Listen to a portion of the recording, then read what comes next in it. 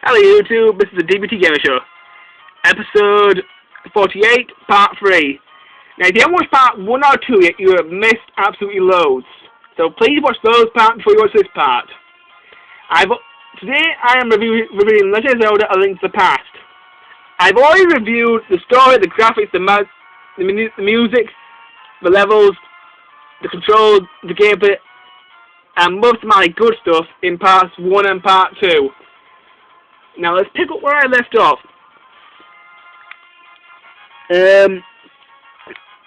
Okay, here we go. Another thing about this game are the dungeons. I've already told you how many dungeons there are in this game. Anyway, another thing about this game I'm going to tell you is something that's practically in every Zelda game, but I just think it's really good. Some of the items that appear in the dungeons. Example, the map and the dungeon map and the compass.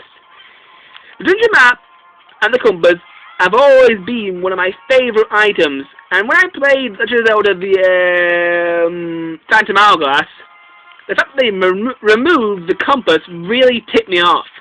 Because the compass is a really useful tool and it's essential for getting through certain dungeons. I mean, that dumb idea of making you have to pay these stupid giant eyeballs in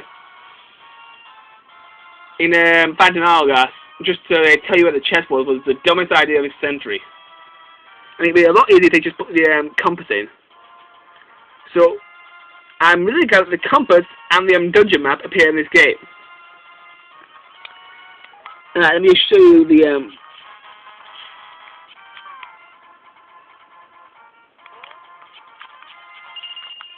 let me show you one of these dungeons.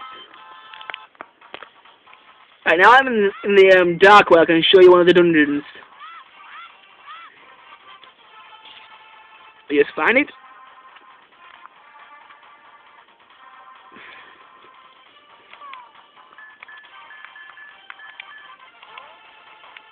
This is the hammer that I talked about earlier. Skulls. Forgot about those. This game, if you do want to play it, is available on quite a few things. It's available on the Wii Virtual Console for 800 Wii points, which works out at about £5. For you American, that's about in between $5 and $10. It's also available on the Game Boy Advance and the original Super Nintendo. So it's quite easy to get hold of if you have a Nintendo Wii or a Game Boy Advance, or indeed a Super Nintendo. Anyway, this is the Swamp Palace.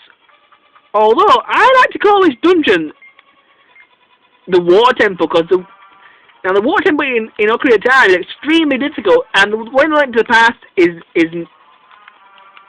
definitely very similar. Anyway, that's basically all I can say about the game.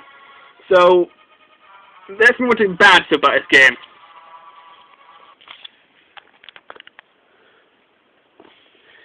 Right. Well, the bad stuff about Link to the Past.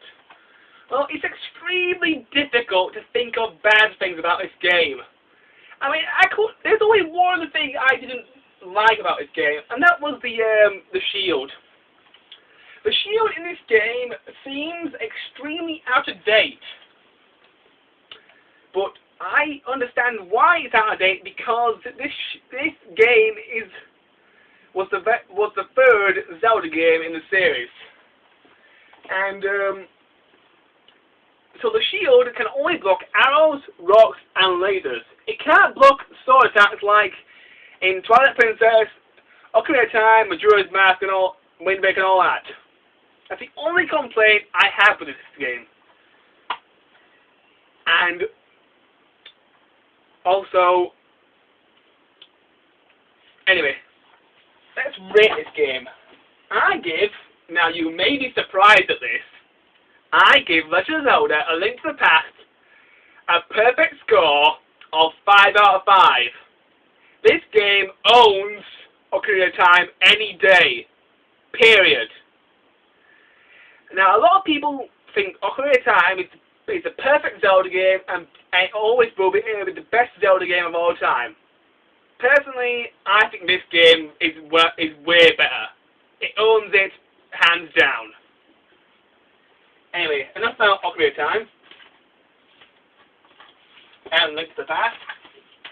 My next review will be a very old PlayStation 1 game that is extremely difficult to get hold of. But I got hold of it, so I'm going to review it. My next review will be War of the Worlds for the PS1. But until then, YouTube, bye-bye.